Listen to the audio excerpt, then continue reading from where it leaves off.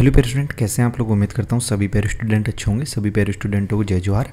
तो finally students बात करेंगे अपन इस वीडियो में आपके त्रैमासिक आकलन 70-2025-26 कक्षा 7वीं और विषय यहाँ पे आपकी विज्ञान।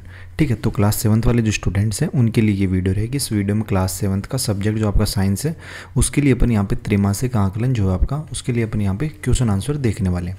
तो एग्जाम से पहले एक बार कंप्लीट वीडियो जरूर देखिएगा। डेफिनेटली जो है आपको यहाँ से क्वेश्चन ज़रूर देखने को मिलने वाले हैं। और इस वीडियो में अपन जो है टोटल यहाँ पे क्वेश्चन क्रमांक फर्स्ट से लेकर क्वेश्चन क्रमांक 17 तक, ठीक है, संपूर्ण सॉल्यूशन अपने यहाँ पे कवर करेंगे। तो चैनल पे पहली बार आए तो चैनल को जरूर सब्सक्राइब कीजिएगा। बेल का जो नोटिफिकेशन है उस पर आप लोग ऑल पे सेट कर लेना, ताकि जैसे नेक्स्ट वीडियोस अपलोड होंगे आपके अदर सब्जेक्ट्स के तो उनके नोटिफिकेशन आप तक पहुँच सके। देखिए, सबसे पहले आपके वस्तुनिष्ठ प्रश्न है, ऑब्जेक्टिव टाइप क्वेश्चन है जो 2 अंक के होते हैं। प्रत्येक प्रश्न कितने अंक का है? 2 अंक का है। पूर्णांक का आपका 80 अंक है और समय आपका 3 घंटे है। देखिए, प्रश्न क्रमांक फर्स्ट की बात करते हैं अपन। पहला प्रश्न है आपका कि हमारे हाथ पैर की कोशिका होती है, ठीक है, जो हमारे हाथों और पैरों की जो कोशिकाएं होती हैं वो कैसी होती हैं? तो इसमें राइट आंसर आपको कर लेना है यहाँ पे ए वाला ऑप्शन, ऐच्छिक पेशियाँ। ठीक है, तो ए वाला जो ऑप्शन है ना, ये आपका इसमें राइट हो जाएगा। फिर देखो, प्रश्न क्रमांक सेकंड है कि पश्मीना है, ठीक है, तो पश्मीना जो है ना स्टूडेंट्स वो एक भेड़ है। ठीक है, दे वाला जो ऑप्शन है ना वो आपको इसमें राइट कर लेना है। ठीक है, और यहाँ पे देखो अगला क्वेश्चन है कि चींटी में पाया जाता है, तो चींटी में जो है वो कौन सा अम्ल पाया जाता है? तो चींटी में जो है आपका यहाँ पे बे वाला अम्ल, बे वाला ऑप्शन कर लेना, फॉर्मिक अम्ल पाया जाता है। ठीक है, कौन सा अम्ल पाया जाता है? फॉर्मिक अम्ल आपका यहाँ पे राइट आंसर हो जाएगा। फिर देखो प्रश्न क्रमांक 4 है कि इनका आकार व आयतन निश्चित होता है। तो किन का आकार व आयतन? तो यहाँ पे ठोसों का जो आकार व आयतन होता है वो निश्चित होता है। तो ए वाला जो ऑप्शन है ना वो आपका इसमें राइट हो जाएगा। फिर देखो यहाँ पर नेक्स्ट क्वेश्चन है कि मनुष्य के शरीर में भार की दृष्टि से जल लगभग पाया जाता है। तो यहाँ पे हो जाएगा लगभग आपका 60% हो जाएगा। ए वाला ऑप्शन जो है वो आपको इसमें राइट कर लेना है।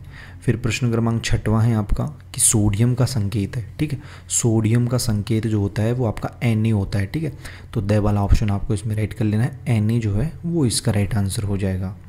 अगले प्रश्न देखते हैं अपना। आगे देखो आपके अति लघुत्तरात्मक प्रश्न है जो 4 अंक के होंगे। प्रत्येक प्रश्न कितने अंक का होगा? 4 अंक का होगा आपका।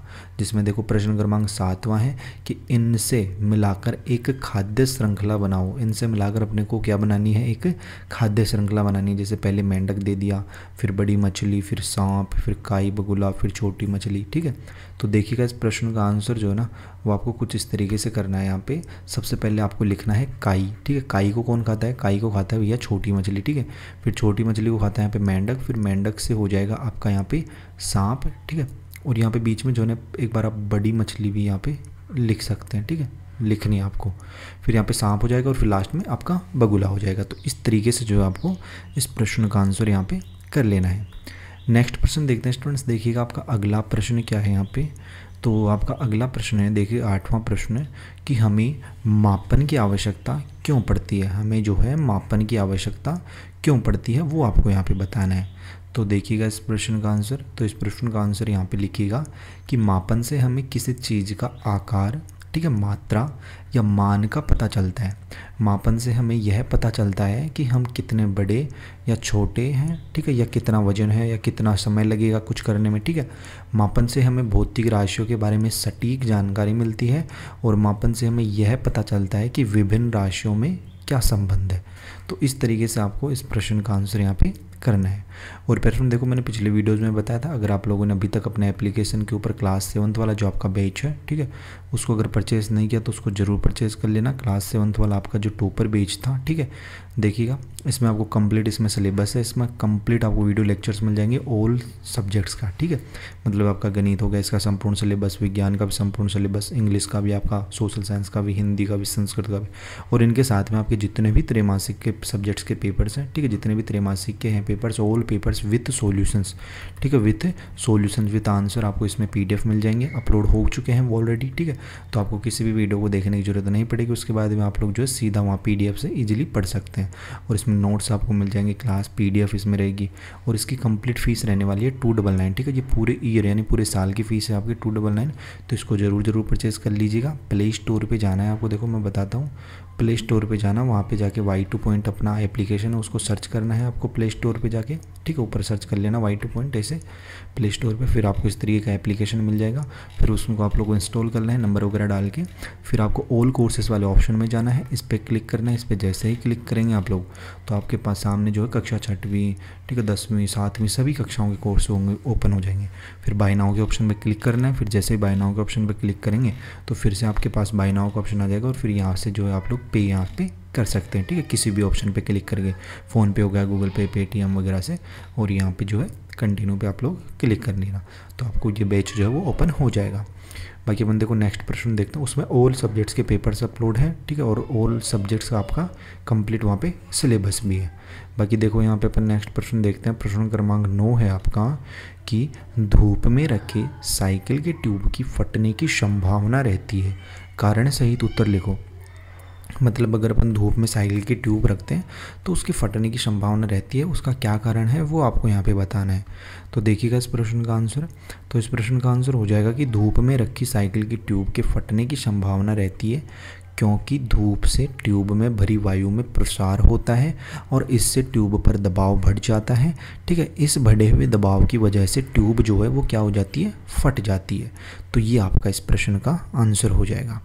फिर अपन नेक्स्ट प्रश्न देखते हैं। देखिएगा अपना अगला प्रश्न है 10वां प्रश्न है कि रासायनिक अभिक्रिया किसे कहते हैं। रासायनिक अभिक्रिया किसे कहते हैं? तो देखिएगा केमिकल रिएक्शन। तो यहाँ पे इसका आंसर लिखिएगा। 10वें प्रश्न का आंसर आपका हो जाएगा कि रासायनिक अभिक्रिया जब 2 या 2 से ज़्यादा पदार्थ मिलकर एक नया पदार्थ बनाते हैं तब होती है। यानी कि जब 2 या 2 से अधिक पदार्थ मिलकर एक नया पदार्थ बनाते हैं तो वो क्या होती है, रासायनिक अभिक्रिया होती है। इस प्रक्रिया में अभिकारकों के परमाणुओं के बीच के बंध टूटते हैं और नए बनते हैं। तो ये आपका इसका आंसर हो जाएगा। फिर देखना अगला प्रश्न है आपका 11वां प्रश्न है कि आसूत जल से आप क्या समझते हैं। आसूत जो जल होता है उससे आप लोग क्या समझते हैं वो आपको बताना है। तो देखिएगा इस प्रश्न का आंसर कि आसूत जल यानी कि आसूत जल, यहाँ से लिखना आसूत जल पानी का सबसे शुद्ध रूप है। इसे उबालकर भाप बनाया जाता है और फिर उस भाप को वापस तरल में ठंडा किया जाता है।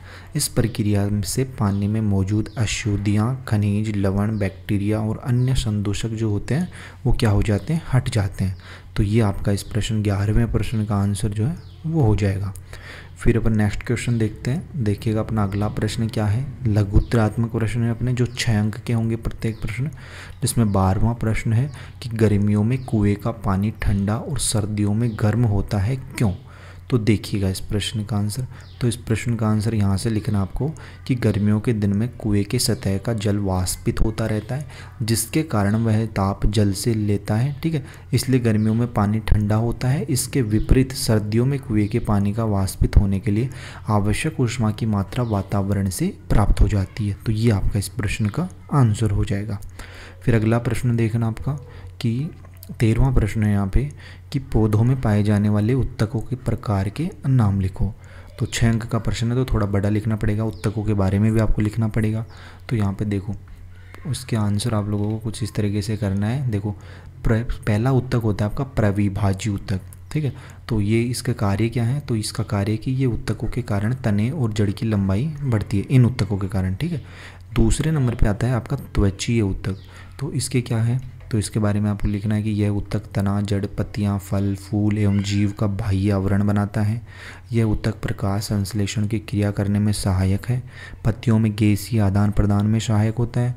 जड़ों में पानी के अवशोषण में सहायता करता है, ठीक है। ये आपका इसका आंसर हो जाएगा। तीसरे नंबर पे आता है आपका सहवनी उत्तक, यानी भोजन तथा खनिज लवणों को पौधे के विभिन्न अंगों तक पहुँचाता है। फिर 4th नंबर पर आता है आपका भरण उत्तक। यह पौधों को सहारा देता है। पत्तियों में यह प्रकाश संश्लेषण द्वारा भोजन का निर्माण करता है। पौधों की जड़ों में भोजन का संग्रहण करता है। तो ये आपका 4th वाला का हो जाएगा, ठीक है। तो इस तरीके से आपको उत्तक वाला जो प्रश्न है उसका आंसर यहाँ पे नोट डाउन कर लेना है। फिर अपन नेक्स्ट प्रश्न देखते हैं।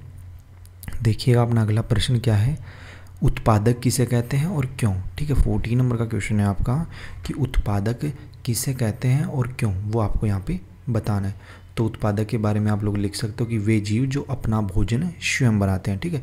इसमें आंसर मैं यहीं पे बोल देता हूँ कि वे जीव, ठीक है, यहाँ पे लिख देता हूँ वे जीव, ठीक है। उत्पादक होते हैं कि वे जीव, ठीक है, वे जीव जो, ठीक है, जो क्या करते हैं, जो अपना भोजन, ठीक है, अपना, ठीक है, अपना भोजन, ठीक है, अपना भोजन यहाँ पे लिखना भोजन।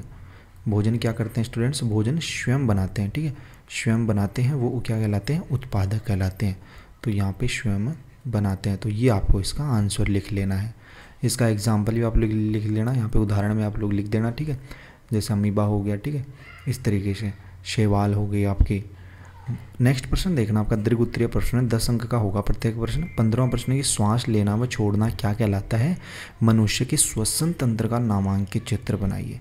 यानी जब अपन श्वास लेते हैं और छोड़ते हैं तो यह प्रक्रिया क्या कहलाती है वो आपको बताना है, और मनुष्य का जो श्वसन तंत्र है उसका अपने को नामांकित यहाँ पे चित्र भी बनाना है।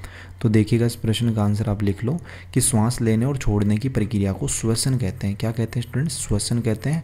और जो श्वसन जो आपका यहाँ पे डायग्राम है, ठीक है, वो यहाँ पे हो जाएगा। ये नासा छिद्र हो गया आपका, ये श्वास नली हो गई, ये श्वास नली, ये फेफड़े, ये वायुकोश, ये डायफ्राम, ठीक है। तो ये आप लोगों को वीडियो को पॉज करके इसको बना लेना है। बाकी देखो नेक्स्ट प्रश्न अपन देखते हैं, यहाँ पे आपका 15 हो गया। 16 नंबर का क्वेश्चन देखना। 16 नंबर का क्वेश्चन है कि 5 तत्वों के नाम लिखकर उनका अणुसूत्र लिखिए। 5 तत्वों के आपको नाम लिखने हैं और फिर उनके क्या लिखने हैं, अणुसूत्र लिखने हैं। तो देखो यहाँ पे 5 तत्व, जैसे पहले नंबर पे अपन लिखते हैं, यहाँ पे मैं यहीं पे लिख देता हूँ। जैसे पहले नंबर पे आप लिखना हाइड्रोजन, ठीक है, क्या लिखोगे, हाइड्रोजन हो जाएगा पहले नंबर पे आपका। और इसका अणुसूत्र भी आपको लिखना है। तो हाइड्रोजन का अणुसूत्र क्या होता है, H2 होता है, ठीक है, क्या होता है, H2, ठीक है। फिर दूसरे नंबर पे आप लिख लो ऑक्सीजन, लिख लो एक, ठीक है, ऑक्सीजन हो जाएगा आपका।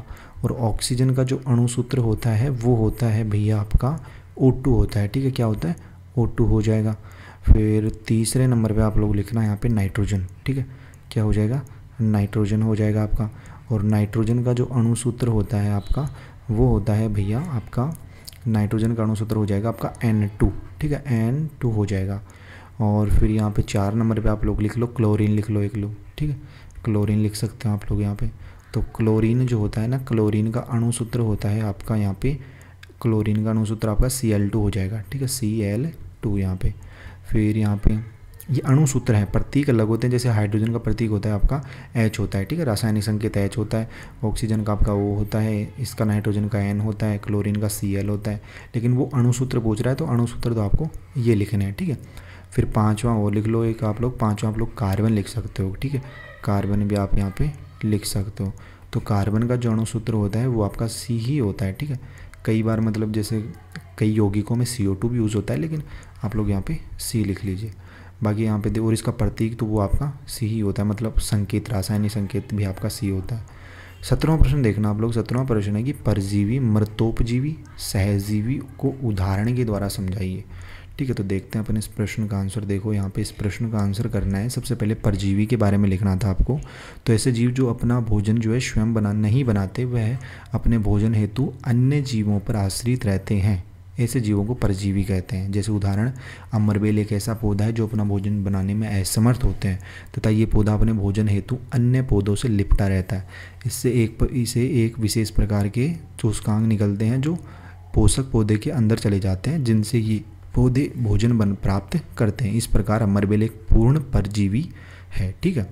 फिर यहाँ पे देखना सेकंड नंबर पे आपको मृतोपजीवी लिखना है कि ऐसे जीव, यहाँ पे कीव नहीं जीव हो जाएगा, ठीक है। ऐसे जीव जो अपना भोजन मृत तथा सड़े गले पदार्थों से प्राप्त करते हैं उन्हें मृतोपजीवी कहते हैं। और एग्जाम्पल आप लिख लो यहाँ पे, मशरूम एक मृतजीवी है, इसमें क्लोरोफिल अनुपस्थित होता है। फिर थर्ड नंबर पे आपको लिखना है सहजीवी, यानी कुछ हरे पौधे अपना भोजन तो स्वयं बनाते हैं, ठीक है, किंतु भोजन का कुछ भाग अन्य यानी कीट जीवाणुओं से प्राप्त करते हैं। अतः हम इन्हें दो जीव साथ साथ जीवन यापन करते हैं, जैसे सहजीवी कहलाते हैं। जैसे कलश पादप हो गया, मटर के पौधों को जड़ों में गड्ढें पाई जाती हैं। इन ग्रंथियों में जीवाणु रहते हैं जो वायुमंडल की वायु को नाइट्रोजन के यौगिक में परिवर्तन कर पौधे को प्रदान करते हैं, जिसके बदले में पौधे से इन्हें भोजन प्राप्त होता है। तो इस तरीके से अपन ने कंप्लीट सॉल्यूशन यहाँ पे देख लिया है। टोटल 17 के 17 प्रश्नों का आंसर। तो कंप्लीट सॉल्यूशन जो आपको याद कर लेना है। चैनल को अगर आप लोगों ने अभी तक सब्सक्राइब नहीं किया तो चैनल को जरूर सब्सक्राइब कर लेना। बेल का जो नोटिफिकेशन है उस पर ऑल पे सेट रख लेना। और नेक्स्ट वीडियो आपको कौन से सब्जेक्ट्स की चाहिए वो भी आपको बता देना है। बाकी एप्लीकेशन के ऊपर अगर ये बैच परचेस नहीं किया तो इस बैच को भी जरूर परचेस कर लेना। ये पूरे ईयर की फ़ीस है आपकी, ठीक है, टोटल ईयर यानी पूरे साल की फ़ीस रहेगी जब तक आपकी वार्षिक परीक्षाएँ नहीं हो जाती। ठीक है। और इसमें त्रैमासिक के ऑल सब्जेक्ट्स के पेपर्स विद सॉल्यूशंस भी आपको इसमें मिल जाएंगे, कंप्लीट इसमें सिलेबस भी रहेगा, तो इसको भी आप लोगों को ज़रूर परचेस करना है। बाकी कोई डाउट हो, कुछ भी आपको पूछना, वो आप लोग कमेंट बॉक्स में बता सकते हैं। मिलते हैं अपन जल्दी नेक्स्ट वीडियोज़ में सिर्फ होश जोश के साथ। तब तक सभी प्यारे स्टूडेंटों को बाय, धन्यवाद, टेक केयर।